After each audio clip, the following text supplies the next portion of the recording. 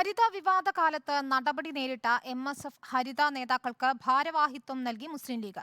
ലോക്സഭാ തെരഞ്ഞെടുപ്പിന് തൊട്ടുമുൻപാണ് ഈ നേതാക്കൾക്കെതിരായ അച്ചടക്ക നടപടി പാർട്ടി നേതൃത്വം പിൻവലിച്ചത്. യൂത്ത് ലീഗിൽ ഇതാദ്യമായാണ് വനിതാ നേതാക്കൾക്ക് ഭാരവാഹിത്വം നൽകുന്നത്. MSF ഹരിത വിവാദത്തിൽ ഔദ്യോഗിക സ്ഥാനങ്ങളിൽ നിന്നും നീക്കം ചെയ്ത നേതാക്കൾക്കാണ് പുതിയ പദവികൾ നൽകിയത്. ഫാത്തിമ തഹ്ലിയെ യൂത്ത് ലീഗ് സംസ്ഥാന സെക്രട്ടറിയായും നജ്മ തബ്ഷീറെ ദേശീയ സെക്രട്ടറിയായും മുഫീദ തസ്നിയെ ദേശീയ വൈസ് പ്രസിഡന്റായും നിയമിച്ചു. യൂത്ത് ലീഗ് കമ്മിറ്റിയിൽ ഇതാദ്യമായാണ് വനിതകൾക്ക് ഭാരവാഹിത്വം നൽകുന്നത്. പണ്ട് MSF ആദ്യമുണ്ട്, ലീഗിലും ഉണ്ട്, അതിന്റെ കമ്മിറ്റിയിലൊക്കെ അവരുണ്ടല്ലോ. ഇപ്പോൾ യൂത്ത് ലീഗിലും വന്നു എന്നുള്ളൂ.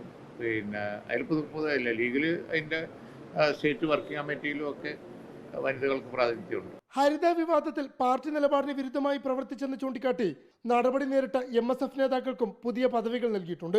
ഹരിത വിവാദകാലത്ത് MSF സംസ്ഥാന ജനറൽ സെക്രട്ടറി ആയിരുന്ന ലത്തീഫ് തുറയൂരിനെ MSF ദേശീയ വൈസ് പ്രസിഡന്റാക്കി.